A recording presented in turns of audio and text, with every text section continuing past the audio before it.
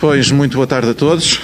Na sequência da introdução feita pelo Sr. Presidente da Câmara, Dr. José Luís Gaspar, iremos então dar início a esta mesa redonda, que tem um tema muito interessante e muito atual, aliás, sempre atual, ao longo dos séculos, não é? Que é a intelectualidade da Galiza e do norte de Portugal. É um tema muito vasto, como nós sabemos. É um tema que vem desde os tempos em que a Galiza e o norte de Portugal eram um reino, digamos assim, ao qual depois, por questões que todos nós conhecemos, a história seguiu o seu caminho e, portanto, nasceu Portugal e mais tarde nasceu Espanha com a atual delimitação que nós conhecemos administrativa. Nós hoje, nesta mesa redonda, temos, e eu vou enquadrar os nossos palestrantes. O meu galego não é muito bom, portanto, se eu falhar do meu galego a dizer os nomes, peço desde já a minha desculpa. Jesus Alonso Monteiro, que é o presidente da Real Academia Galega e que nos vai falar sobre o autor José Filgueira Valverde. Depois também temos na mesa Henrique Monteagudo, secretário da Real Academia Galega, que nos vai falar sobre o autor João Vicente Viqueira, que é à minha direita Luís Risco, presidente da Fundação Vicente Risco, que vai falar sobre o nome da Fundação Vicente Risco. Temos à minha esquerda Pilar Garcia Negro, da Universidade da Corunha, e que vem falar do autor Ricardo Carvalho Calero. Isaac Alonso Extravis, vice-presidente da Academia Galega da Língua Portuguesa, e que vem falar do autor Genaro Marinhas del Valle. Posto isto, feito o enquadramento, quanto à metodologia, digamos, de funcionamento da nossa mesa redonda, cada um dos palestrantes terá 10 minutos para expor o seu tema, período fim do qual haverá um debate, porque o que nos importa aqui também é haver um debate entre os palestrantes e quem está presente. Temos uma ordem de participação e que começa por Isaac. Exatamente. Por Isaac Alonso Extravis, e que é vice-presidente da Academia Galega, como disse. Portanto, da língua portuguesa. E, portanto, Isaac tem a palavra. Muito boa tarde a todos. Em princípio, não era eu que tinha que falar hoje. Estava marcada outra pessoa que nos últimos momentos desistiu e nomearam-me a mim para o substituir. Eu tinha pensado falar de Teixeira, do qual tenho um livro, de Pascoais, de Santos Júnior, que é um livro de 800 páginas, também meu, de Eugênio de Castro ou de Rodríguez Lapa. Mas tenho que falar de Genaro Marinhas del Valle, que era o título que tinha o anterior a mim. Então vou procurar ser breve. E vou falar, deter-me de uma maneira especial, neste livro, que é Invenção do Mar, e depois, aos portugueses que estejam cá, pois posso oferecer-lhe um livro do autor, que é A Vida Escura, que são contos. Isso é de graça, não é cobrando nada. Bom, então, Genaro Marinhas del Valle nasce o dia 25 de novembro de 1908 na Coruña e morre o 23 de dezembro de 1999. Foi tesoureiro das Irmandades da Fala, estudou bacharelato na cidade natal e iniciou os estudos de filosofía na Universidade de Santiago de Compostela. Abandonou estes, fez os de empresariais. Terminada a súa formación académica, exerceu toda a súa vida como contabilista. Tanto seu pai como ele se criaran nun ambiente cultural comprometidos ambos con a cultura e a literatura.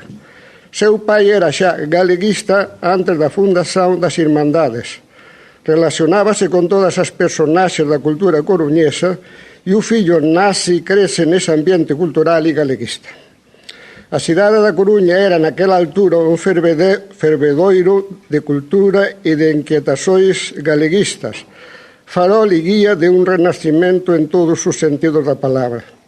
Vilar Ponte cría as Irmandades da Fala, xermen do futuro Partido Galeguista. A ela acudían de todas as partes persoas como Otero Peraio, Castelao, etc., para aprender e ensinar. Por iniciativa dos emigrantes de Cuba, é nela onde se acaba de criar a Academia Galega con as perspectivas de lle dar a nosa lingua e cultura proxecções internacionais. Lá estaban a nosa terra, lar, e depois foi para ela nos fundada en Ourense por Vicente Risco.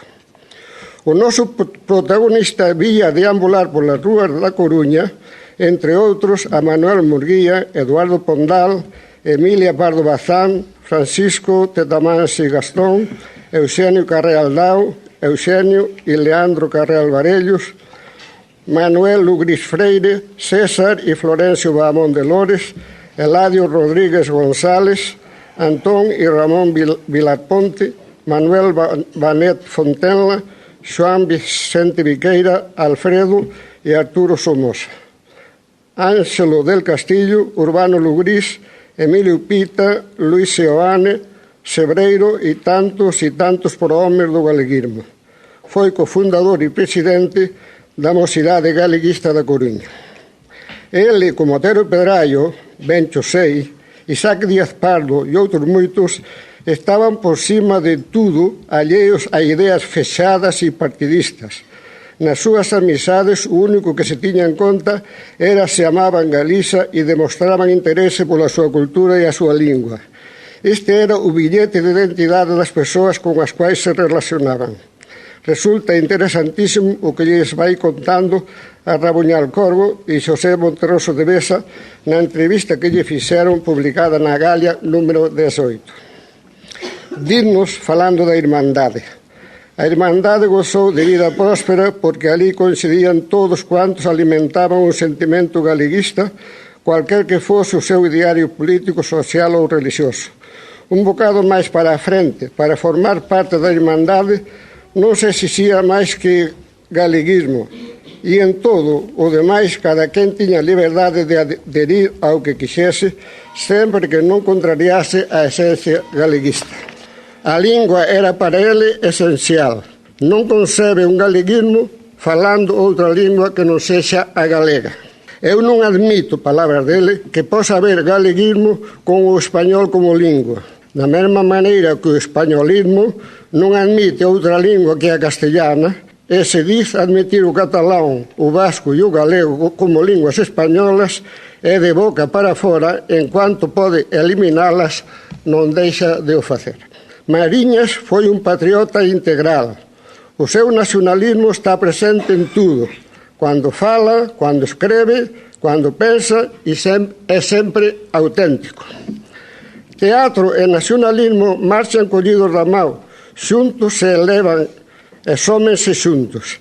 Claro que non fala aquí de nacionalismo meramente político, mas de nacionalismo integral e popular. É integral cando escreve.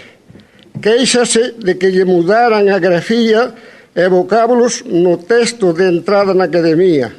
E falando dos académicos e da academia, chega a afirmar: entre os académicos impera o criterio tan antiacadémico de que o mellor galego é o falado polos incultos. Os clásicos portugueses foron os mestres que me lesionaron para escrever en galego. Quen os lea con atención comprobará que son menos lusos que galegos.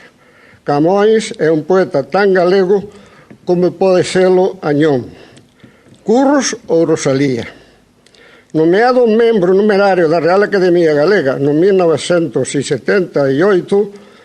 En 1990, despois da morte de Ricardo Carballo Calero, con quen lle unía unha grande amizade, renunciei á cadeira que ocupaba por disconformidade con o rumo da institución.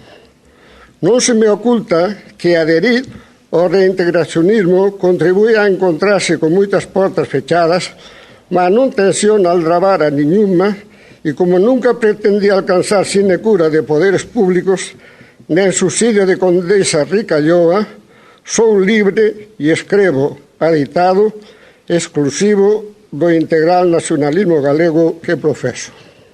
Ninguén que teña tratado a Xenaro Mariñas dubida que fose un patriota integral.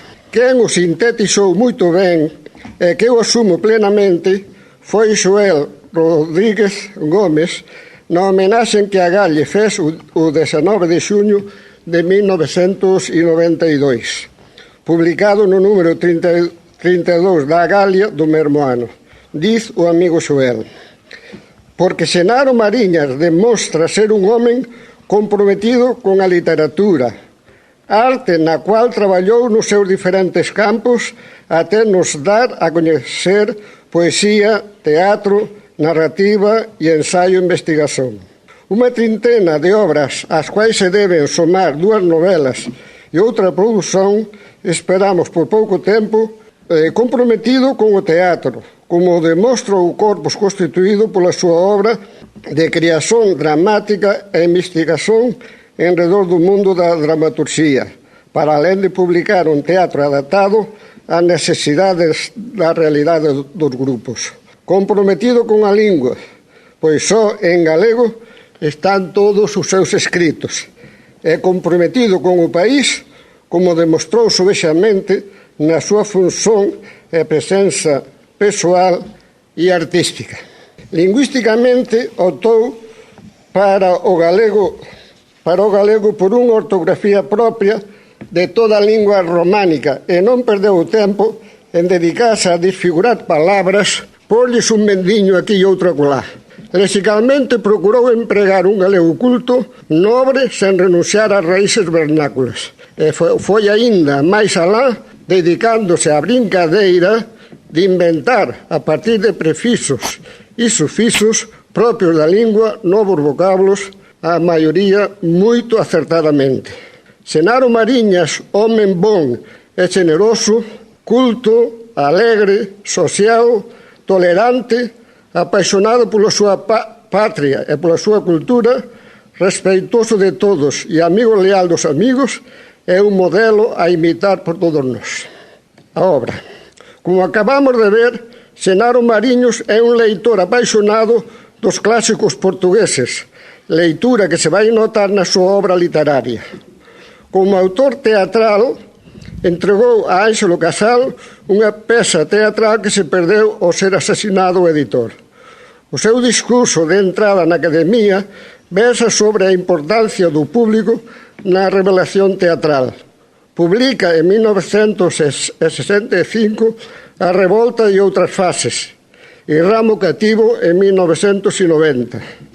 En poesía, lembrando a Manuel Antonio, 1979, e en narrativa A Vida Escura, 1987, reeditada pola mesma editora en 2009, que depois vou ofrecer un exemplar a cada unha das persoas aquí presentes. A obra dramática completa foi editada en 2006 por Espiral Maior. A Amarga Memoria, tamén publicada por Espiral Maior, en 2008. Invención do mar. Esta obra foi editada pola Academia Galega da Lingua Portuguesa con un prefacio de Pablo González Mariñas e un epílogo de Antonio Gil Hernández no 2014. Ha de lerse esta magna obra integrando no contexto da cultura e da lingua galego-portuguesa que ele viveu desde crianza como tronco común dunha liñaxe e como lar de amor e liberdade. A miña patria, gostaba de ser, parafraseando a persoa, é a lingua galego-portuguesa, a illa extraviada que buscamos, diz Pablo González Mariñas, seu sobrinho, na introdución desta edición, unha que está aí. mellor dito, neste libro. Foi transcrita por ele na década de 1980 para galego reintegrado na denominada Norma Agal. O título radica no canto terceiro dos Lusíadas. A obra consta de 88 sonetos decasílabos, a maioría en rima clásica ABBA. O ofertorio, contudo, é un soneto de versos brancos sen rima, cuxa intención manifesta persegue non sacrificar a forma o conteúdo. Xenaro Mariñas, grande dramaturgo, era ante tudo poeta. Aquí cita a Gama e Magalhães. Neste libro segue a liña marcada por os Lusíadas, que tamén seguira no seu tempo Pondal no libro Os Éoas, que agora está editado. Nele, alén de Camões e Pondal, Xenaro ten presente Antonio Nobre, Antero de Quental, Gil Vicente, Afonso X o Sabio, Esa de Queirós, Xorxe de Lima, Pessoa e Teixeira de Pascuais, que tanto influiu nos homes da xeración Nós. Comeza con un epígrafe de Camões. Antes queren ao mar aventurarse que nas maus inimigas entregás. Antes do soneto 9 cito un poema de Francisco Sá de Miranda. Os que máis saben do mar foxen de ouvir as sereas, que colle do poema Serra a serpente os ouvidos, páxina 49 deste libro. Que continúa ele con 3 versos. No soneto 19, verso 5, copia de Camões a expresión sórdidos galegos, páxina 61. Antes do soneto 24, outra epígrafe, hei de facer parte do mar, de Antonio Nobre, do poemario Só e do poema Antonio, que explica con 3 versos seus. Cita novamente no soneto 25, no cual compara as súas vidas. Que desgraza nacer en Portugal, clamou Anto no seu desasosego. Maior desgraza, Antonio, é ser galego. Páxina 70. No soneto 26 emprega unha expresión tomada do escritor portuense Alberto de Oliveira, que aldraba en Alcantís de India imprevista, páxina 71. No soneto 29, páxina 74, cita os 2 máis importantes navegantes portugueses, se non é Mar de Magalhães e Gama. Antes do poema 31, coloca a epígrafe: Armarses e o río somos nós, que nos leva a foz. Somos onde vamos, nós nos tripulamos. Tomados do poema Arras, do poemario Breve Historia do Mundo, páxina 129, de Carlos Néxer. O nome completo, Luís Carlos Bersone Néxer, de Porto Alegre, en 1939. Sí, xa non falta moito. Eutomio do epílogo de Antonio Gil Hernández. Antes do soneto 46, outra epígrafe, esta vez de Afonso X o Sabio. Ca máis me pago do mar que de ser cabaleiro, ca eu fui xa mariñeiro, Cantiga de Escarnio, páxina 95. No soneto 56 cita novamente a esa e Camões como salvadores do galego, da lingua. Antes do soneto 59 coloca outra epígrafe, desta vez no poema Ángulo, do poemario Indicios de Oiro, 1937, de Mario de Sá Carneiro. A onde irei neste sen fin perdido, neste maroco de certezas mortas, páxina 111. Antes do soneto 72, coloca unha epígrafe de Pessoa, que costa é que as ondas contan e se non pode encontrar por máis naus que haxa no mar. Tomado de Calma, terceiro poema de Os Tempos, páxina 127. A epígrafe anterior ao soneto 83 é do Auto da Barca do Inferno de Gil Vicente. O da barca, que me queres? Quereime pasar alén? Quen eres tú? Non son ninguén. Como acabamos de ver, Xenaro Mariñas non estaba só íntimamente familiarizado con os clásicos portugueses, senón que mostra unha capacidade de os facer seus e ampliálos á súa vontade. E terminei.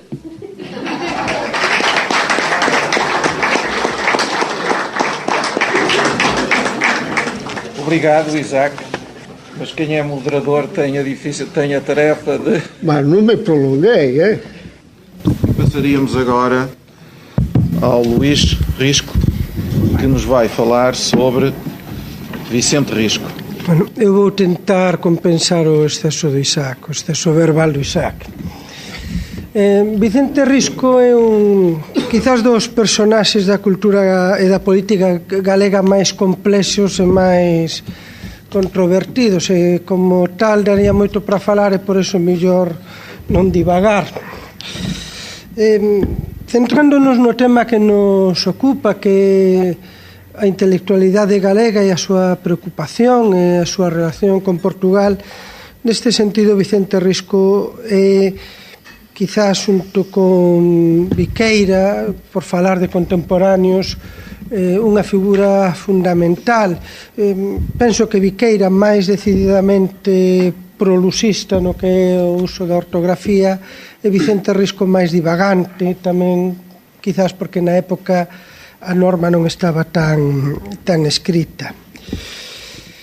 Eu penso que na admiración que Vicente Risco ten por Portugal únense aspectos diversos que van dende o puramente persoal até unha intencionalidade política e tamén cultural, que en Vicente Risco non é allea a intencionalidade política. Vicente Risco considera que primeiro é fundamental para ter unha Galiza concienciada que os galegos teñan conciencia de seu, e para ter conciencia de seu é necesario ter un orgullo de ser membros dunha identidade, orgullecerse de ser, de admirar aquilo que son.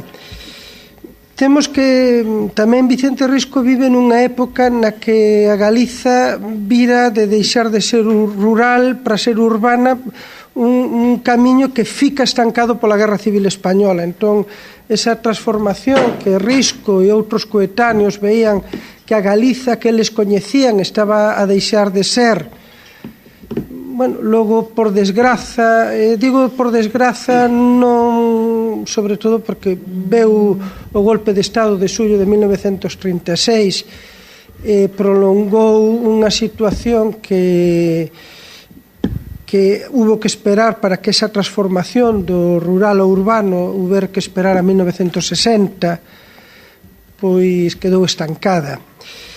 E eu considero que esta preocupación en Vicente Risco e en outros homes da súa xeración de ver que a Galiza que eles coñecían que estaba a desaparecer, Portugal aquí xoga un papel importante. A urbanización na Galiza, como integrada nun Estado español, é unha urbanización que conleva o castellano e conleva unha visión española da realidade.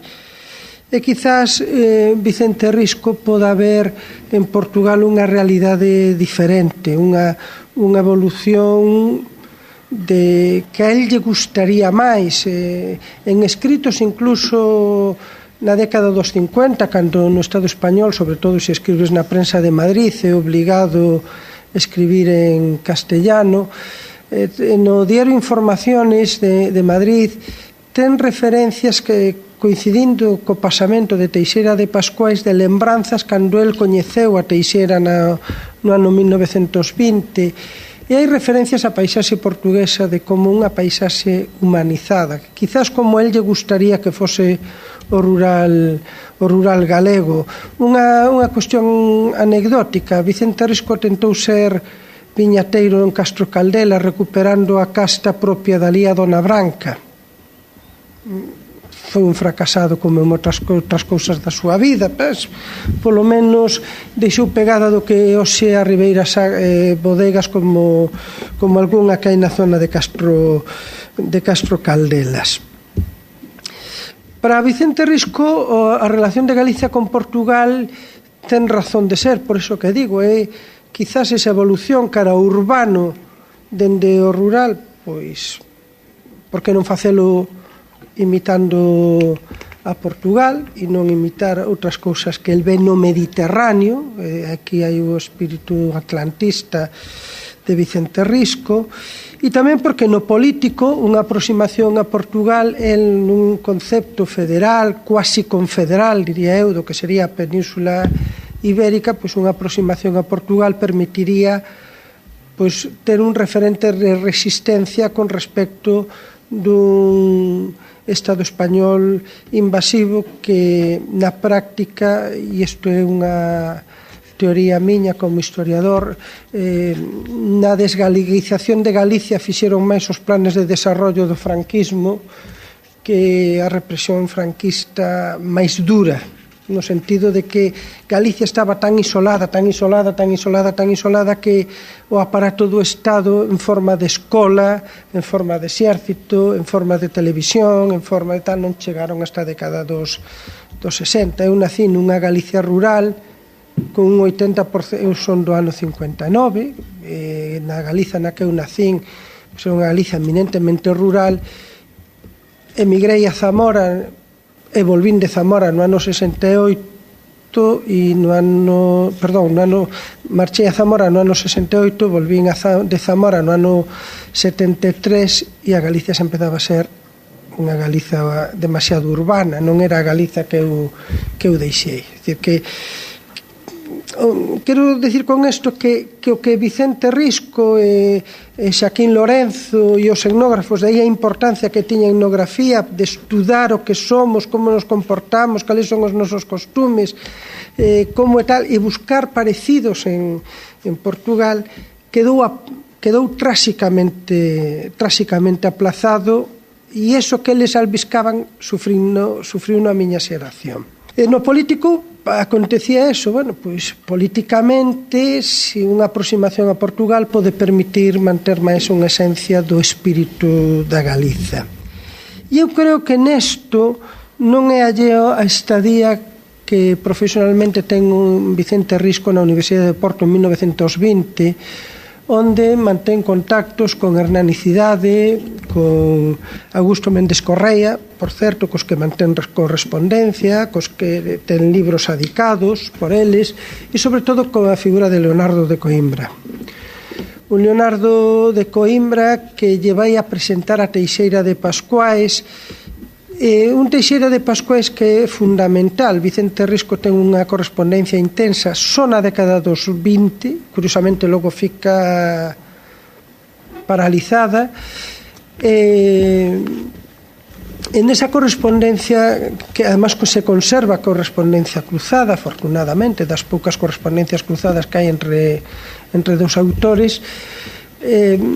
Vicente Risco insiste moito en que Teixeira se implique no proceso de construcción da galeguidade, onde ele considera que é fundamental a presencia de Portugal.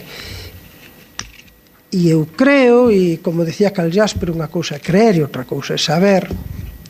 Pois no mundo das creencias eu creo que a influencia de Teixeira ten que ver, no caso de Vicente Risco, non tanto pola cuestión poética ou pola cuestión lírica, sino máis ben polo concepto do saudosismo, nun concepto de que o saudosismo é a esperanza do futuro. Eu penso que unha mala interpretación do saudosismo é unha traducción de Morriña, cando non é exactamente o mesmo. Morriña pode ser a saudade da terra, e o saudosismo é algo máis, é a añoración dun futuro, mellor inspirado no pasado ou non, pero nun futuro que desexamos que se construa como nos desexamos que se construa ese futuro. E aquí Risco coincide en algo con Teixeira de Pascuais, que é nun sentido panteísta da terra moi propio de dúas persoas de forte influencia orientalista. O Vicente Risco, aí podedes ver unha foto del facendo yoga na década dos 50, Hai xente de Ourense que recorda a Vicente Risco rezando na Catedral de Ourense en posturas moi raras, seguramente, e a horas onde non había xente na Catedral de Ourense, seguramente non habería, el iría a horas onde non houber xente, porque rezar facendo yoga. Esa é unha foto seguramente en Oira ou nun río de Castro Caldelas, e non é a única, hai varias. E non é algo exclusivo de Vicente Risco. O seu irmão Antón tamén era practicante de yoga, e seguramente sería Primitivo Sanxurxo quen os introduciu nese mundo do orientalismo. Pois con Teixeira coincide neste sentido, e coincide tamén no amor á terra.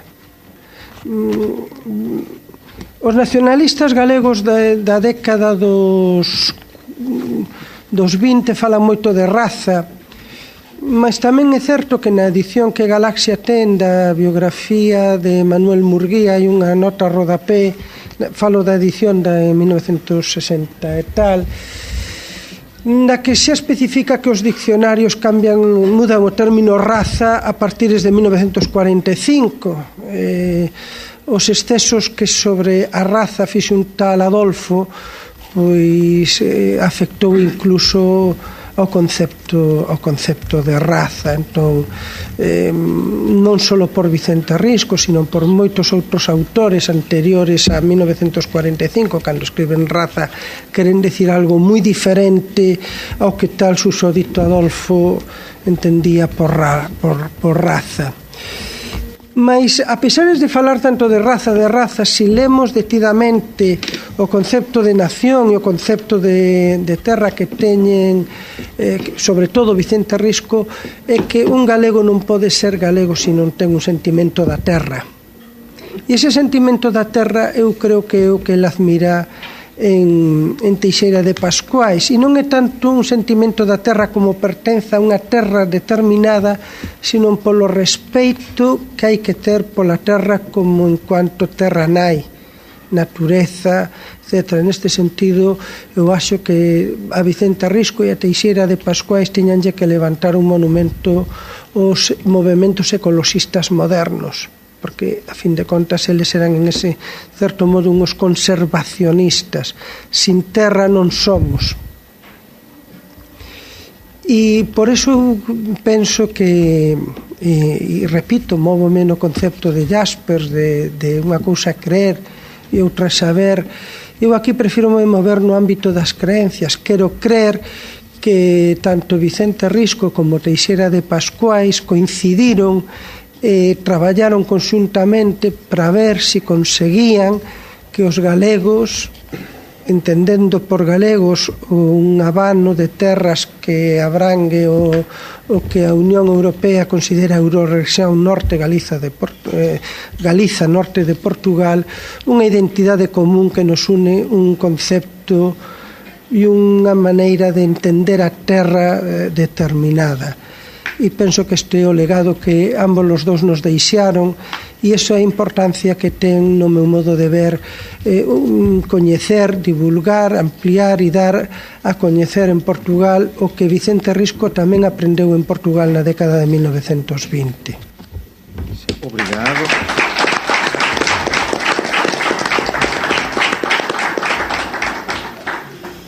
Passaríamos a ouvir Maria Pilar García Negro, que nos vai falar de Carvalho Calero. Obrigada. Sexan as miñas primeiras palabras para saudar moi cordialmente e en todo o que merecen a celebración desta iniciativa e para congratularme de partillar esta mesa cos aquí presentes con todo o público tan atento que nos acompaña. E, por tanto, para facer certa aquela sentenza de Castelao, a maior personalidade galega do século XX, cando dicía que as palabras voan por riba das fronteiras, por cima das fronteiras. E, por tanto, o que estamos a celebrar aquí coido que é un acto de irmandade real, non ideal, non esencialista, non espiritualista sen contido, mais un acto de irmandade real entre Galiza e e a Portugal, é ser dúas polas diferentes do que foi antano, nun tempo histórico moi distante, un mesmo tronco. Eu estou a falar para vostés todos, para vostés todas, no galego na súa fonética actual, ou, se o quixermos dicer de outra forma, nunha das modalidades do galego actual.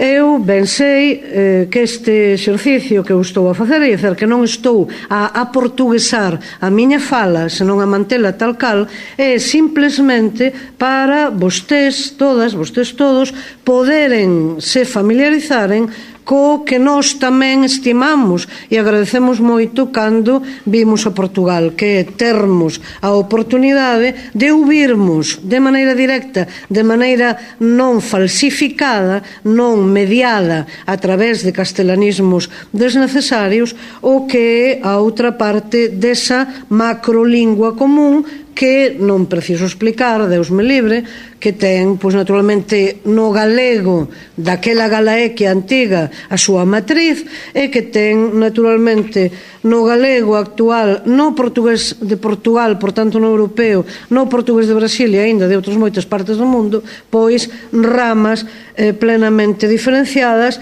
mais tamén concomitantes na súa esencia. Esa é a razón de eu manter esa miña fala e esta miña fonética.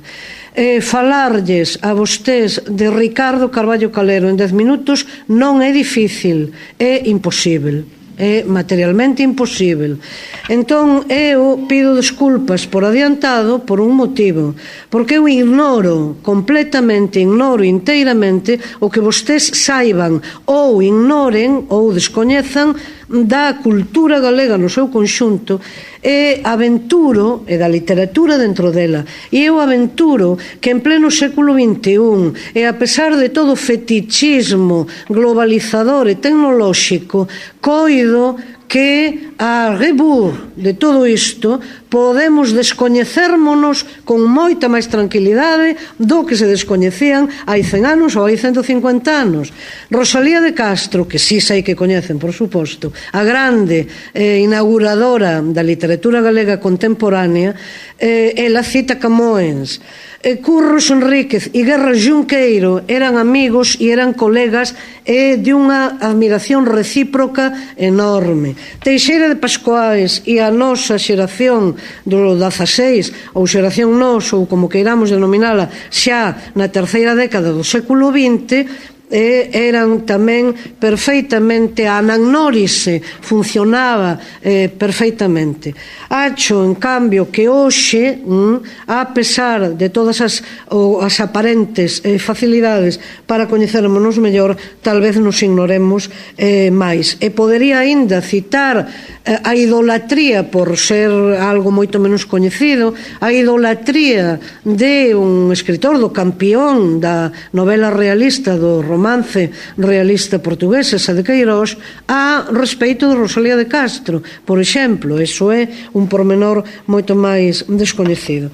Ben, entón, claro, quen foi Ricardo Carballo Calero? Vostés, eu penso que sí, coñecen todas e todos que nós vivemos un rexurdir, un rexurdimento, un renacemento fundamental da nosa cultura e da nosa conciencia nacional no século XIX, no Ecuador do século XIX. Citei o nome fundamental, o nome fundacional, Rosalía de Castro, unha muller, non por casualidade, moi consciente de selo, a máis alta patriota galega do momento. Pois ben, xusto nun momento histórico onde arreciaban, onde aumentaron exponencialmente as agresións invasivas, as agresións españolizadoras, a través de mecanismos do Estado español, a cada paso máis potentes. A creación da Guarda Civil, a demarcación dos concellos, dos municipios, a creación das provincias, conseguintemente das deputacións provinciais, a obrigatoriedade da escola que se plantexa como un dereito moderno, pero que supón outra vía fortísima de españolización, a creación do servizo, a disposición do servizo militar obrigatorio agás aqueles que podían pagar a súa exención, un fomento directo por parte das autoridades do Estado da emigración, por tanto aí comezamos a ter unha sangría populacional terrível. É dizer, que xusto neste momento onde se acumulan políticamente, históricamente tantísimas agresións, é aí cando, para a fortuna de todas e todos nós, xorde a resposta e xorde a alternativa en forma da utilización do galego como instrumento público durante moitos anos atrás, ausente completamente, invadido polo castellano, e como rexurde esta conciencia a través do instrumento público posible, que era a literatura, a intervención literaria. Sería absolutamente milagroso pensar que a universidade ou a escola ou o mundo xurídico ou o político administrativo en xeral operasen a favor do que esmagaban diariamente, isto é, a favor da lingua galega. De maneira que todas e todos, nunha medida, provimos de aí, e iso denominámolo primeiro renacemento da literatura galega e, grosso modo, da cultura galega. Pasamos agora ao século XX e denominamos, ou denomínase convencionalmente, segundo renacemento da cultura galega, aquel que van xa protagonizar e activar persoeiros como Vicente Risco, que xa foi citado por Luís Martínez Risco, como, nomeadamente, Castelao, como Otero Pedrallo, por exemplo. Digo, ou cito estes nomes só para que poda ficar no ouvido de vostés o que son para nós personalidades imprescindíveis. Pois ben, Ricardo Carballo Calero, nado en Ferrol en 1910, é fillo directo desta xeración que denominamos, seguindo a nomenclatura de Ramón Vilar Ponte, xeración do 16, porque en 1916 fúndanse na cidade da Coruña, con propagación despois a outras cidades e vilas galegas, por tanto, cun carácter nacional galego, fúndanse as Irmandades da Fala. Non por casualidade, este xerme do nacionalismo galego moderno ten por emblema, ten por bandeira o idioma, pero claro, xa cunha mentalidade e unha intención moi clara de modernizalo, de instalalo no teatro, que tiña daquela un carácter de espectáculo masivo, na prensa, nos medios de comunicación, no mitin político, na ciencia, e aí, como a Universidade de Santiago de Compostela era a campioa do españolismo e da absoluta abstracción e da absoluta agresión por silenciamento e por desprezo activo para todo o galego, aí fundan o Seminario de Estudos Galegos en 1923, que ven sendo unha universidade paralela, mais con intención moi clara de coñecer, de historiar, de fixar documentalmente moito do coñecemento científico galego en moitas áreas, en moitos sectores.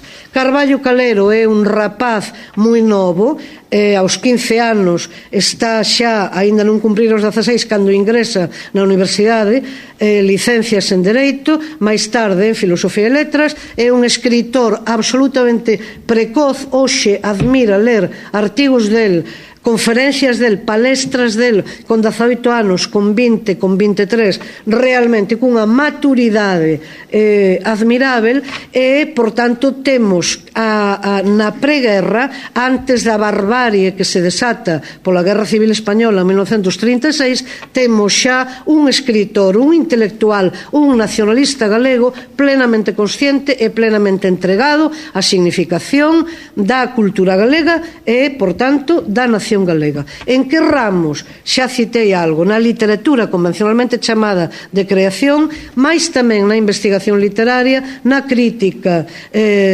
literaria, e todo isto está xa, como digo, un proceso en marcha. 1936 está en Madrid realizando probas para oposicións, como chamamos alá, para unha praza no ensino oficial. Vai ser tenente, vai acadar o grau de tenente no exército republicano, porque el, como republicano e como nacionalista galego, en Madrid, en xullo de 1936, comprende onde estaba o seu lugar, o seu posto, fai toda a guerra en diferentes lugares. En 1939 é xulgado e condenado a 12 anos e un día de reclusión, cadea ou pena no cárcere, que cumpre durante 2 anos 2 anos e pouco, onde é liberado, perdendo todos os dereitos cívicos, absolutamente todos, vais poder retornar a Galiza.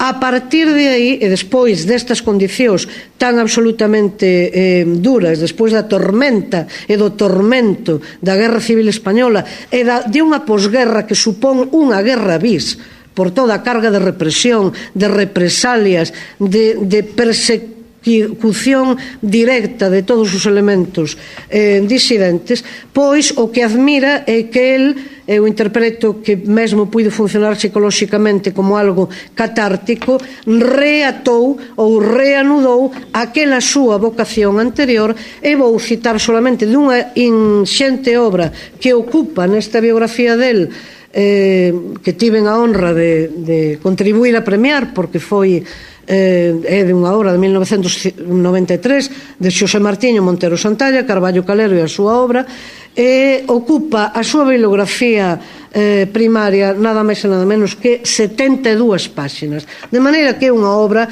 inxente. E vou citar somente 3 fitos fundamentais. Un é a gramática elemental del gallego común en 1966, outro é a historia da literatura galega contemporánea de 1963 e con 2 edicións posteriores, e un primeiro que é importantísimo de 1955 que se corresponde coa súa tese de doutoramento defendida en Madrid, que se titula na edición galega, 7 poetas galegos. E digo que é importantísimo porque aí ele está xa contribuindo a estabelecer un cánone fundamental da literatura galega no seu xénero privilexiado, que foi a poesía.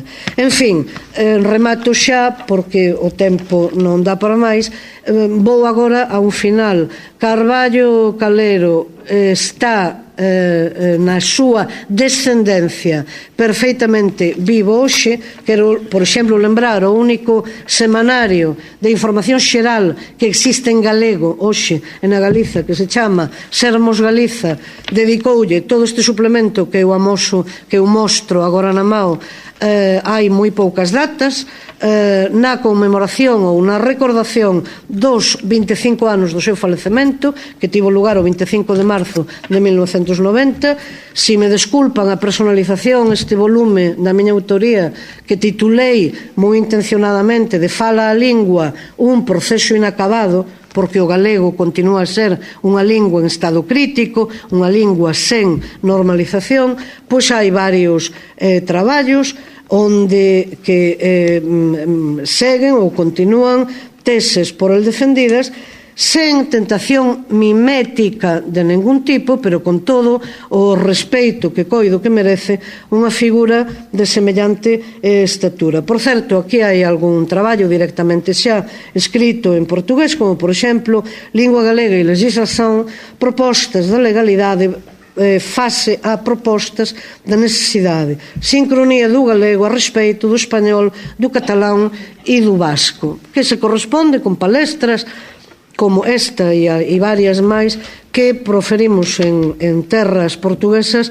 tamén por ese desexo que citei de irmandade activa no comezo da miña intervención. E, en fin, remato xa con palabras del, hai algunha frase, algún case que diríamos telegrama, porque non gosto de dicer Twitter, porque non teño por que adaptarme a iso, que son que son absolutamente actuais e que concentran en moi pouco texto unha diagnose e ao mesmo tempo unha necesidade analítica da lingua galega que é fundamental. Hai unha da que gosto moito que di, que se corresponde cun texto del para ou nunha publicación da Real Academia Galega de 1975, que di: mais o idioma é unha cousa demasiado seria como para ser confiada exclusivamente aos especialistas. Isto é, o problema do galego haberá quen se ilusione pensando que é un problema filolóxico. Non é un problema filolóxico, é un problema sociolóxico, é un problema político.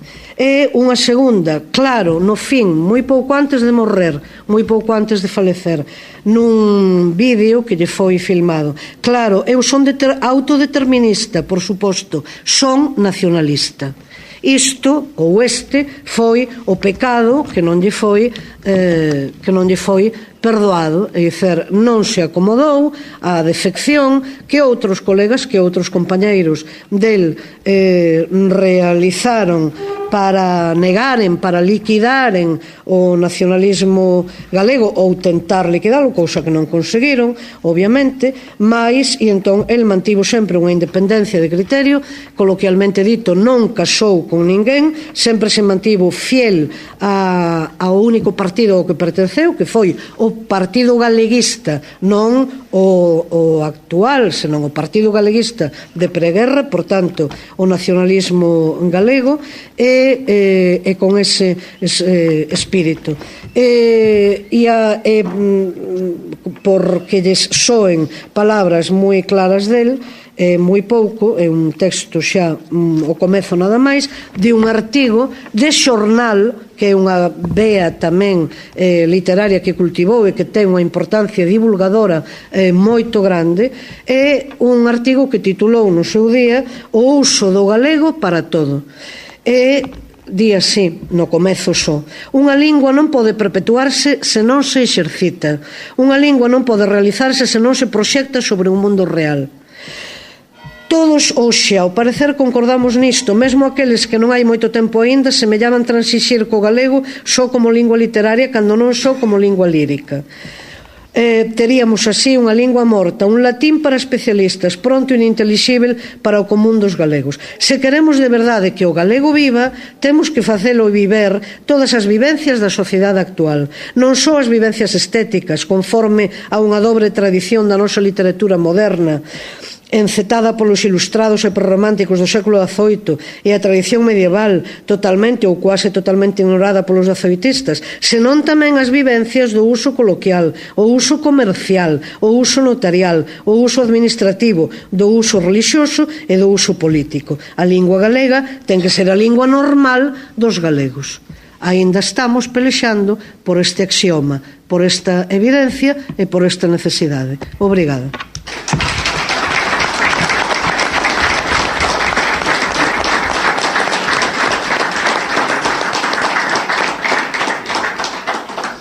Obrigado, Pilar Garcia. Passaríamos de seguida, e então passaríamos a Henrique Monteagudo, que nos vai falar sobre Viqueira. Muito obrigado, moi boa tarde. Fago miñas as palabras de salutación que a miña colega Pilar García Negro fixo ao comezo da súa intervención. É unha grande prazer e honra estar aquí en Portugal intentando traer algo algunhas ideas sobre a cultura do noso país, Galicia, e a súa relación coa cultura portuguesa. Eu teño unha certa relación co mundo académico portugués e brasileiro, teño unha certa experiencia detrás miña de traballo conxunto e de exposición de temas galegos en ámbito, sobre todo universitario, en Portugal e Brasil, e son plenamente consciente de que a maneira que temos de aproximarnos é a través da dialéctica do coñecemento e do recoñecemento mutuos. Creo que o obxectivo que temos que ter nós como galegos en Portugal é ser recoñecidos como tais, non simplemente como unha especie de modalidade de españois ou como españois simplemente, e ese recoñecemento nós evidentemente só poderemos obter na medida en que consigamos ser coñecidos, na medida en que consigamos que o público portugués, o público culto, pero en xeral o público xeral portugués, teña un mínimo coñecemento da nosa realidade e particularmente no que nos atinxe a nós da nosa realidade cultural. Eu confeso que cando se comezou a programar esta mesa, vendo os temas que se ian por sobre a mesa, eu pedín, antes de saber quen ia falar de cada un deles, pedín ao Luís Martínez Riso que me deixase falar de Carballo Calero, porque eu fun tamén alumno de don Ricardo Carballo, e ademais non a primeira vez que vin a Portugal, porque eu vin a Portugal como estudante, como turista, pero a primeira vez que vin a Portugal como máis ou menos académico, como estudoso, foi acompañando físicamente a don Ricardo a un coloquio en galaico miñoto que se fixo en Vilarreal de Sant Antonio en 1980. Así que tamén agradezo á colega Pilar esa evocación rápida que fixo da figura do noso saudoso profesor don Ricardo Carballo. Pero o que se me pide é falar de Xoán Vicente Viqueira e tamén a verdade que algo da introdución podemos aforrala porque xa fixo Pilar García Negro. De todas maneiras teño que retomar algún fío porque, como decía ela, ignorando o que o público sabe ou quere saber sobre esta figura, bueno, de todas maneiras, con tan pouco tempo que temos, imos ser moi esquemáticos, pero necesito colocar un pouquiño, para entender a significación de Viqueira, necesito colocar un pouquiño no seu contexto. De Viqueira, a súa vida, ele nace en 1886, morre prematuramente en 1924. Un elemento moi importante da súa primeira biografía é a súa formación que se fai na Institución Libre de Enseñanza. A Institución Libre de Enseñanza é unha iniciativa que sae da sociedade civil, que sae incluso realmente contra o que sería o aparello do Estado, da restauración borbónica en España, e que representa un intento tamén de modernización da cultura española nunha clave, diríamos, para entendernos moi rapidamente, de nacionalismo liberal ou de nacionalismo democrático. Neste sentido, hai un certo paralelismo entre o que foi a inspiración da Institución Libre de Enseñanza e tamén os esforzos que se produciron en Portugal e que culminarían na programación da Primeira República e daquela xeración dos primeiros republicanos demócratas, das súas preocupacións por erguer, digamos, unha cultura nacional portuguesa que fose compartida polo conxunto do pobo portugués. No caso da Institución Libre de Enseñanza, unha cuestión que lle quedou a Viqueira na súa visión intelectual foi, dentro desa visión nacional había unha inspiración claramente xermánica que ascendía a Herder, unha visión claramente herderiana, sobre todo esta idea de Herder de que cada pobo ten un Volksgeist, ten unha alma propia, ten un xenio nacional propio. Cando Viqueira, despois da súa etapa de formación na Institución Libre de Enseñanza e logo que en distintas universidades europeas que o puxeron en contacto realmente cos filósofos e non só máis avanzados do seu tempo en Europa, empezando por Henri Bergson en París, pero logo con Simmel en Alemania, etc. Pero que logo, cando despois desa formación ven a Galicia, e cando chega a Viqueira, Galicia está xermolando este movimento nacionalista que se referiu antes a profesora Pilar que se articula alrededor das Irmandades da Fala. As Irmandades da Fala que se crean en 1916. Falando tamén moi rapidamente, este movimento é un movimento nacionalista modernizador, non é un movimento nacionalista que busca unha volta a non sei que etapa pasada da historia, é un movimento que quere modernizar a cultura e o país e, digamos, o novidoso é que frente ao nacionalismo español tamén modernizador aparece un nacionalismo galego que cree que a maneira mellor ou quizáis a única de modernizar a Galicia é a través da recuperación e do desenvolvemento da súa propia cultura, da súa propia personalidade feita no seu propio idioma. Entón, Viqueira enseguida engancha, enseguida se une a este movimento nacionalista, pero naturalmente impón as ideas que traía sobre as nacións, sobre o carácter nacional español, aplicas, neste caso, a nación galega.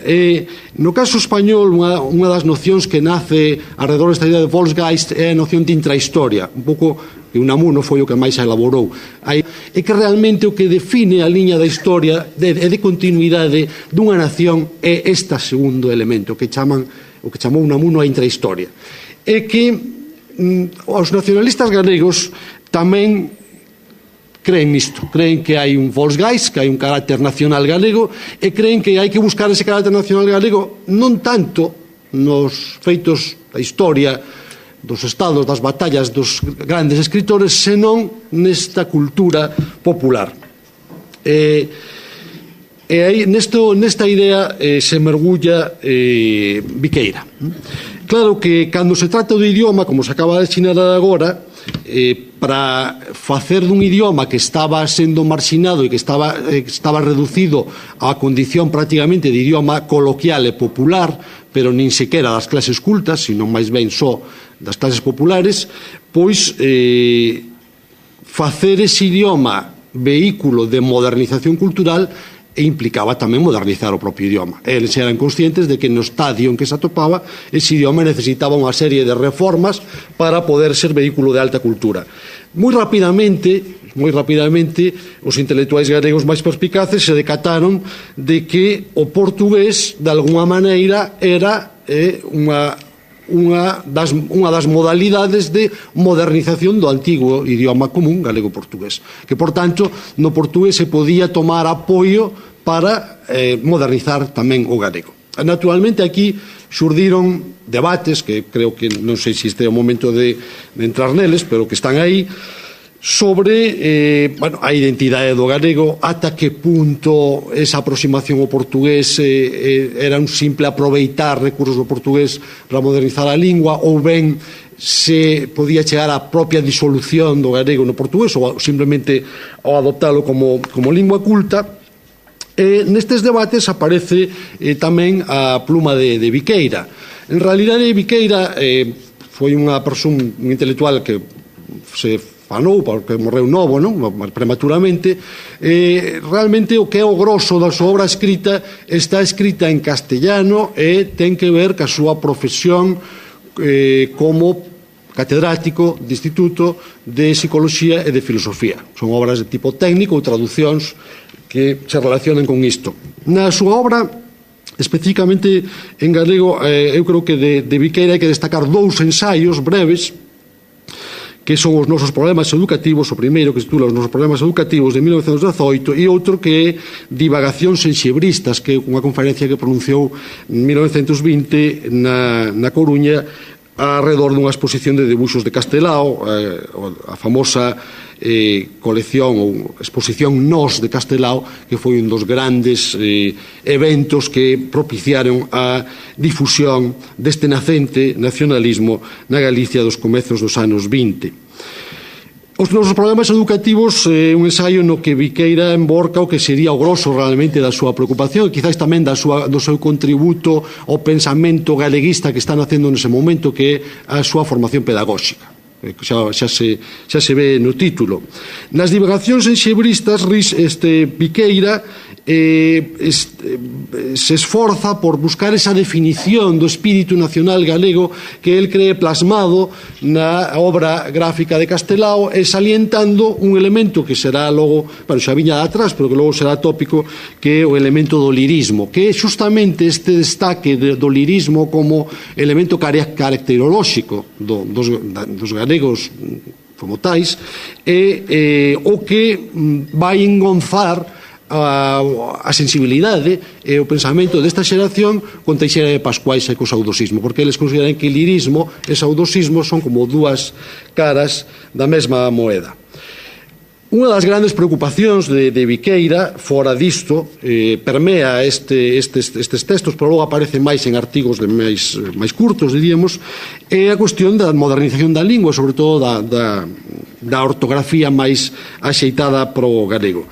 Neste punto, Viqueira, que tiña tratos máis ou menos antigos ca literatura portuguesa e co propio Portugal. Aquí botou, por exemplo, a súa lúa de mel.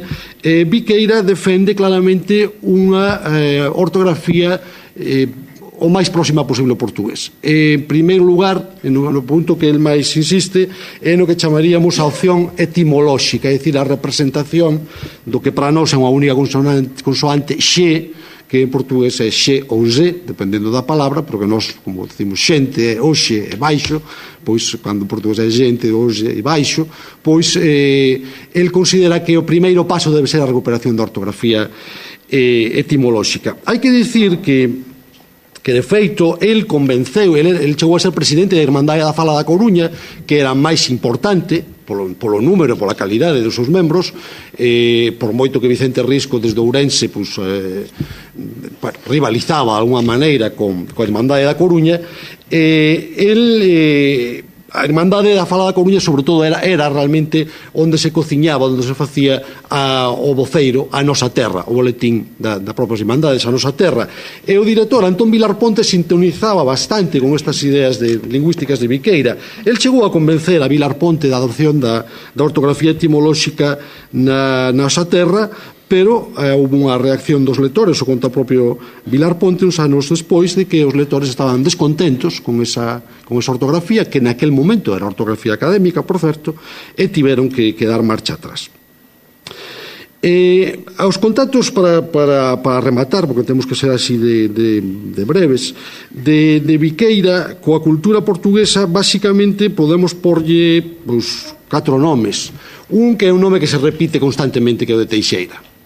Teixeira de Pascuais é un auténtico tópico que se repite desde máis ou menos do ano 12-15 nos escritos de autores galegos deste período. Es cada vez máis nos anos 20. Temos ali a Fala do Sol reproducida, que é o poema que se coloca na primeira páxina do boletín da revista Nós, do número 1 da revista Nós, o cual xa é bastante indicativo. E, ademais de Teixeira e do saudosismo, no caso de Viqueira hai outros 2 nomes moi importantes. Un é Afonso López Vieira, que el cita, que el reivindica, do que el, ademais, tira inspiración para un primeiro xermolar do que logo será o neotrovadorismo poético, a esas formas poéticas de imitación da lírica medieval que comezan a dar os primeiros pasos. Viqueira, máis ou menos inspirado en López Vieira, e despois nos anos 30 tería moita boga na poesía galega daquel tempo. E tamén unha referencia á cantiga da Pasariña da Armenteira, na que está nas cantigas de Santa María de Afonso X Sabio, que sobre a cal a Vieira compuxo un poema realmente moi bonito, que é citado e reproducido polo Viqueira, e que lucubrábamos aquí eu co profesor Alonso Montero si tiña algo que ver con un tema que logo retomaría Filgueira Valverde para a súa tese de doutoramento. Outro nome citou no Luís Risco, que é o de Leonardo Coimbra, que fixe unha visita moi celebrada á Coruña no ano 1920, e que é saudada tamén por Viqueira, e que Coimbra foi acollido. Realmente ler a crónica da visita de Coimbra, que se aparece na nosa terra, mostra o entusiasmo desbordante que isto levantou. Finalmente, hai que recordar que Viqueira foi membro, ainda que supoño que só honorífico, do Instituto Histórico do Miño. El recibiu a designación como Instituto Histórico do Miño. Lamentablemente, el morreu no 24, cando o nacionalismo estaba en pleno despegue, ainda que tamén comezaba a ditadura de Primo de Rivera, pero a ditadura de Primo de Rivera, ainda que coutou as posibilidades de expansión política do nacionalismo, en cambio, fixo que se concentrara no labor cultural, e realmente o despegamento cultural se produce nesa década, e non sabemos a onde chegaría Viqueira no seu contributo a ese nacente cultura galega en galego moderna, e a esa vocación que el tiña de aproximación da nosa cultura para Portugal. Entón queda aí un tema para elucubrar e para darlle máis voltas. Moitas grazas pola súa atención.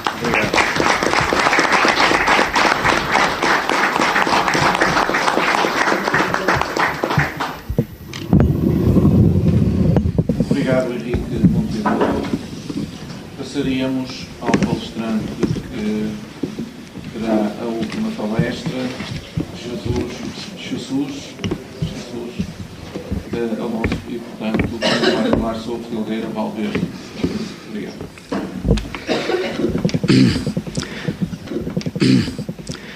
Boas tardes, miñas donas e meus señores. Tanto o profesor Monteagudo como a profesora García Negro xa me facilitaron a salutación. Eu súmome con fervor a ese saúdo co que eles dous iniciaron as súas palabras. Como o señor coordinador na teoría concedeu nos 10 minutos, que na práctica parece que son 15, eu non quixera ser menos, aínda que tampouco máis, e polo tanto gustaríame facer unha salutación moito máis ampla e, por outra parte, quizáis facer un pequeno preámbulo, porque é moi probable que, se non todos vostedes, algúns de vostedes teñan, e eu comprendo que ten que ser así, un certo desconcerto, porque desde o primeiro orador ao último aquí estamos falando persoas que non sempre coincidimos exactamente na concepción que temos do idioma, un idioma que prácticamente falamos da mesma maneira, pero que non sempre escribimos da mesma maneira, pero sen dúbida moitos de vostedes saben que no actual esquema legal de Galicia, que é un territorio, unha comunidade autónoma dentro de España, hai unha institución que é a Real Academia Galega, e esta é a única institución non en Galicia, no mundo, que por lei ten a facultade de dictar cal é a norma gráfica, a léxica, a gramatical, etc. Claro que hai un bello debate, acaba de falar o profesor Monteagudo, das inquedanzas de tipo etimoloxista que tiña antes de 1924 Viqueira. Antes del xa apareceran inquedanzas dese tipo, e o profesor Estravís, que falou ao principio desta mesa redonda, tamén lles fixo ver que o escritor sobre que el fixo unha fermosa e ademais conmovida semblanza, pois era un escritor que certamente non está na liña da concepción que algúns dos que estamos a falar hoxe aquí temos.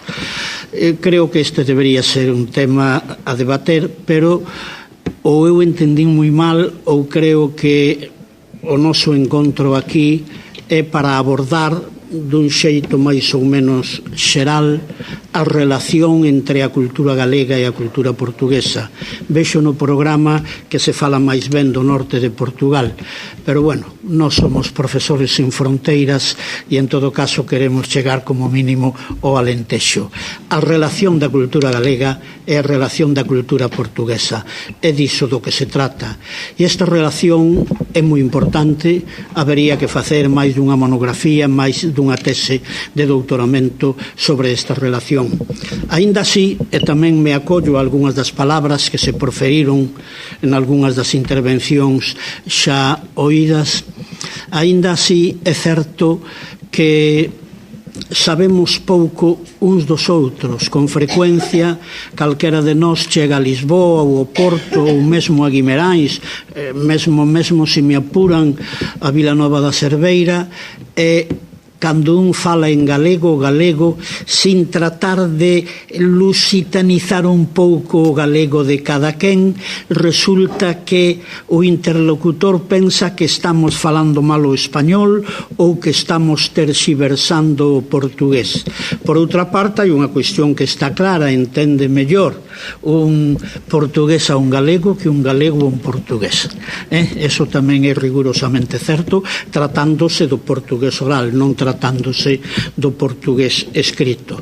Estas e outras son algunhas das cuestións das que habería que falar en encontros do futuro, e oxalá sexa do futuro próximo. A min asignáronme o tema de Xosé Filgueira Valverde. Brevísimamente, estou convencido de que, se non todos, casi todos vostedes saben que Galicia ten como festa grande un día que chamamos Día das Letras Galegas, que é o 17 de maio.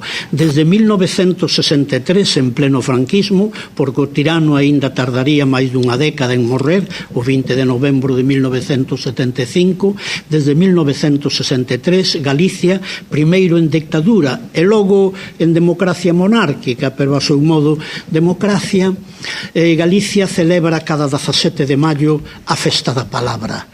Como tamén lle acontece, quizáis cun matiz un pouco distinto, a Portugal. O Día Grande de Portugal é o Día de Camóns. Nós non celebramos nin en Portugal, nin en Galicia, nin ao sur do Miño, nin ao norte do Miño, un feito militar, un feito protagonizado pola espada. Protagonizamos un feito protagonizado pola palabra. E eu cada vez, agora teño máis de 40 anos, a medida que me van pasando os anos, decátome de que todo aquilo que non se soluciona coa palabra é un fracaso do ser humano. Cando hai que recorrer á espada, aí empeza o fracaso da palabra.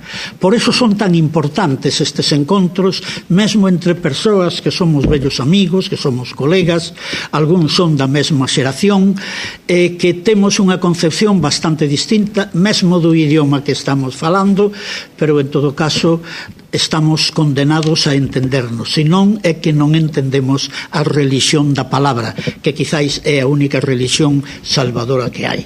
Discúlpenme esta pequena licencia de tipo teolóxico. Dito isto, este ano celebramos a 53 edición do Día das Letras Galegas. O Día das Letras Galegas foi dedicado no 63 a Rosalía, no 64 a Castelao, no 66 a Añón, no 67 a Curros Enríquez, no 80 a Afonso X Sabio, no 89 a tres poetas medievais da Ría de Vigo, Mendiño, Martín Codas e Xoán de Cangas, etc. E este ano o home que protagoniza o Día das Letras Galegas é, de algún xeito, o ano das letras galegas, é un pontevedrés, un polígrafo pontevedrés, que foi profesor e director do instituto daquela cidade, que foi director daquele museo, e que se chama Xosé Filgueira Valverde. Xosé Filgueira Valverde, que foi poeta, Xosé Filgueira Valverde, que foi narrador, Filgueira Valverde, que foi autor de algunha peza de teatro, non pasou á historia como creador literario, sendo importantes as contribucións que fixo nestes tres xéneros literarios. Filgueira Valverde é fundamentalmente un erudito pero non no sentido árido, é un erudito que ás veces fai ensayos, un erudito que con frecuencia fai páxinas admirables falando de crítica literaria, falando de historia literaria ou, en definitiva, debruzándose sobre un texto, sexa de Rosalía, do Padre Sarmiento, de Cervantes, de Góngora ou de quen sexa, para explicalo. Xosé Filgueira Valverde nace en Pontevedra no ano 1906 e morre na cidade natal a punto de cumprir 90 anos no 1996. Con el morre o último polígrafo galego e quizáis o último polígrafo de Europa, porque xa non estamos en tempos de poligrafía. Agora mesmo nos eidos máis reducidos das letras, e vémolo ben mesmo nas facultades de filoloxía, os novos aspirantes a profesores especialízanse en microáreas de tal xeito que os que vimos de vello casi non o comprendemos. Pero cando Filgueira Valverde, que fixo a súa tese de doutoramento no ano 35 sobre unha das cantigas, a cantiga 103 das cantigas de Afonso X Sabio, se debruza sobre os 100 e pico de versos desa cantiga, quizáis non ten a finura dos grandes especialistas en lingüística e en comentario de textos, pero sabe moito de arte, sabe moito de historia, sabe moito de arqueoloxía, sabe moito de escultura, e as cantigas de Santa María, que é unha das grandes creacións da Europa medieval, é unha obra que nos legou o noso pasado do século XIII, que é grande porque é un tesouro plástico, porque é un tesouro literario e porque é un tesouro musical. El tamén chegou a aprender, sin ser un especialista, a suficiente música para entender mesmo a métrica das distintas cantigas, que probablemente son 420 nas mellores edicións das cantigas de Santa María. No ano 35 publica en Santiago, no ano 36, perdón, a lectura da tese foi en Madrid, no ano 35, a súa tese de doutoramento que se titula en castellano La cantiga 103, noción del tiempo y gozo eterno en la narrativa medieval. Para aqueles de vostedes que non teñan esta pericia teolóxica, recorden cando vayan a Pontevedra, a 15 kilómetros de Pontevedra, visiten o convento de Armenteira, agucen o oído e oirán cantar non un paxariño, unha paxariña, como se di nas cantigas de Santa María. E se vostedes son crentes e queren saber cal é o tipo de gozo que se experimentará polos benaventurados no máis alá, pois a paxariña cantará, e cando vostedes pensen que cantou 10 segundos, 8 segundos ou medio minuto como máis, resulta que cantou 300 anos. De tal xeito que o monxe que oíu esta canción, cando retornou ao convento e petou na porta porque era de noite, nin o prior nin os frades o recoñecían, porque de feito pasaran 300 anos. O tema é moi importante na literatura latina medieval, na literatura italiana, francesa, provenzal, catalana, española, etc., e sobre fontes, sobre as relacións coas distintas literaturas e sobre a repercusión do tema ata chegar a hoxe. Enrique Monteagudo acaba de citar dous poetas portugueses, poderían citar máis. O gran gramático Xosé Xoaquín Núñez escribiu tamén un poema titulado O monxe e a paxariña, que, por certo, o exemplar onde el tomaba notas envioulle e regaloulle a Filgueira Valverde xa ao final da súa vida, como conta nunha das notas desta tese de doutoramento. Estou falando da relación de Galicia e Portugal, estou falando porque un dos capítulos deste libro refírese a Vilar de Frades, e en Vilar de Frades o relato do monxe da paxariña non só existe na historiografía posterior ao 15 ou ao 16, senón que existe, utilizando a terminoloxía do propio Filgueira, en estado folclórico. Non sei hoxe, pero quizáis hai 40, 50, 60 anos, como acontecía en Armenteira, os velliños e, sobre todo, as velliñas daquela comarca contaban a historia que, por certo, non leran nas famosas cantigas de Afonso X. A relación de Filgueira con Portugal é extraordinaria, porque Filgueira é un dos grandes explicadores da lírica medieval galego-portuguesa, e ese é un capítulo que nos pertence por igual aos que vivimos ao norte do Miño e aos que vivimos ao sul do Miño. E eu voulles contar unha anécdota, e disculpen que forzosamente é un pouco autobiográfica. No ano 1980, tiña Filgueira Valverde pouco máis de 70, un grupo de profesores e de filólogos fomos a Treveris, na documentación antiga, que é na parte máis occidental da Alemanha, moi próxima a Luxemburgo. Trier é coñecido porque ali no ano 385 executaron a Prisciliano, o noso primeiro heresiarca, recordarán. Por certo, xusto ali onde o executaron, décadas despois, nacería un señor moi importante que se chamaba Carlos Marx.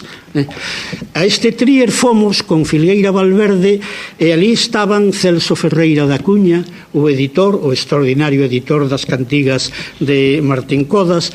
Estaban os grandes espadas da lírica medieval galego-portuguesa das universidades italianas. Estaba Luciana Estegaño Picchio, estaba Anna Ferrare, pero estaban dúas filólogas, unha moi nova daquela, Mariana Ramos, pero outra xa non tanto, que é Elsa González, autora dunha antoloxía antolóxica da nosa lírica medieval.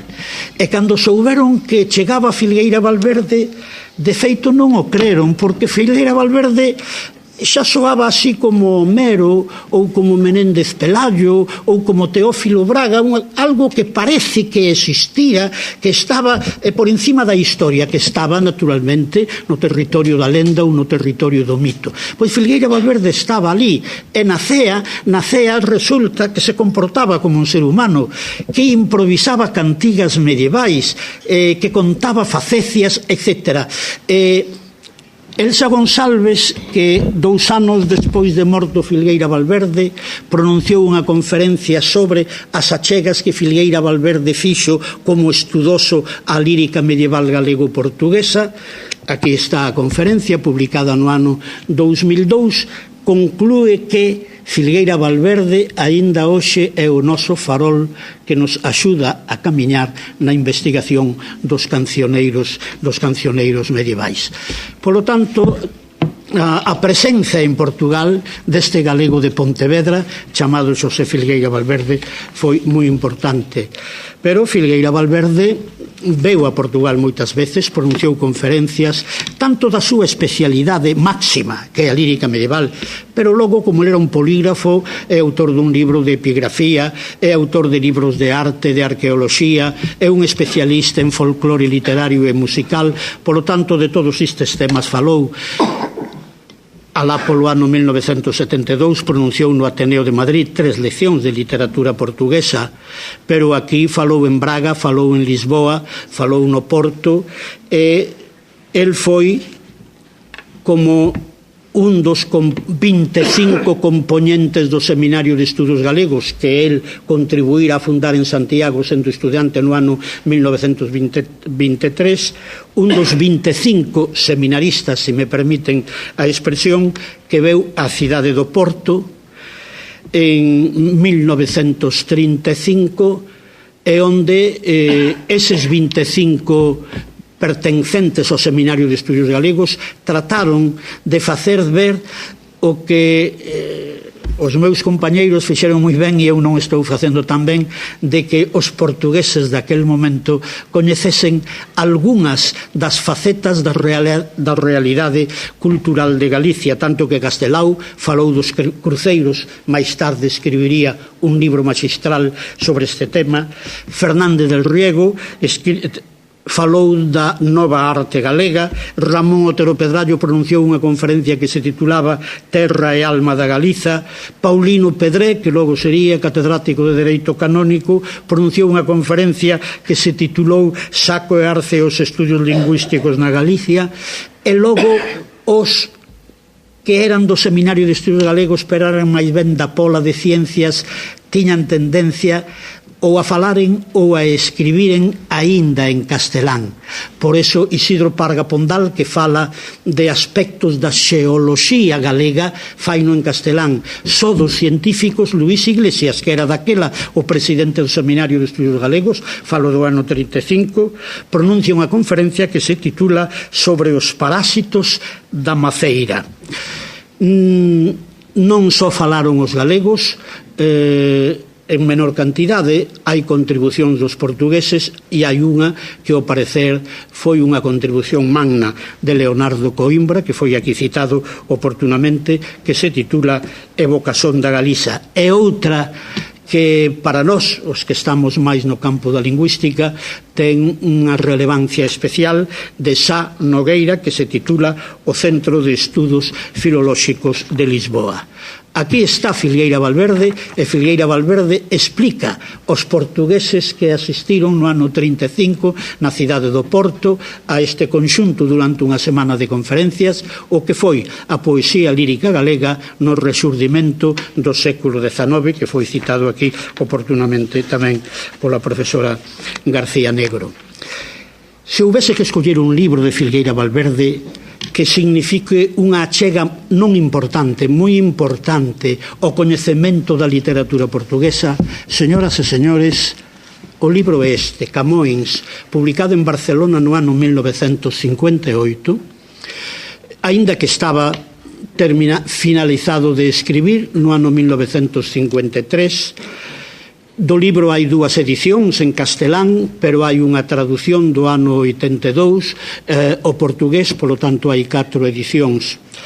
A min non me gusta mitificar a ningunha das persoas que un ten que defender, pero teño entendido, porque o tema de Camões é un tema que me preocupa desde hai moito tempo, que a bibliografía non avanza moito. Da biografía de Camões seguimos sabendo que se sabía na época de Filgueira Valverde.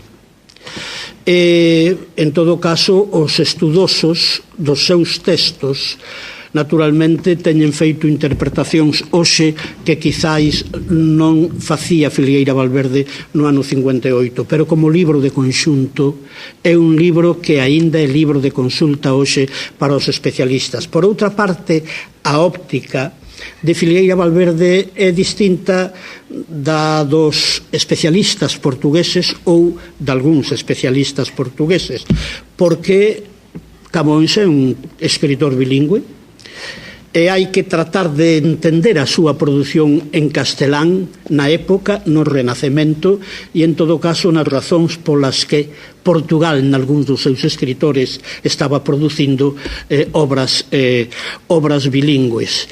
Hai ademais unha interpretación que vai máis alá e que ten que ver tamén coas interpretacións inevitablemente políticas que se fan das grandes obras de calquera literatura nacional.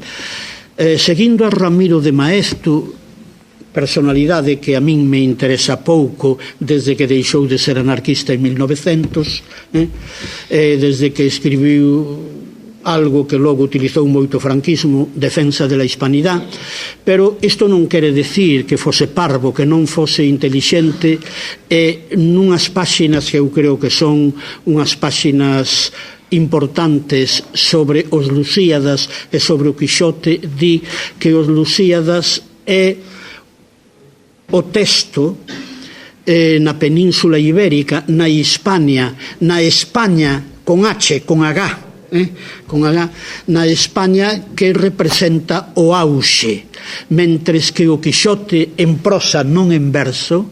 O verso é o da épica, a prosa é xa da novela, o Quixote xa expresa o desalento cívico que hai tamén no conxunto da Hispania.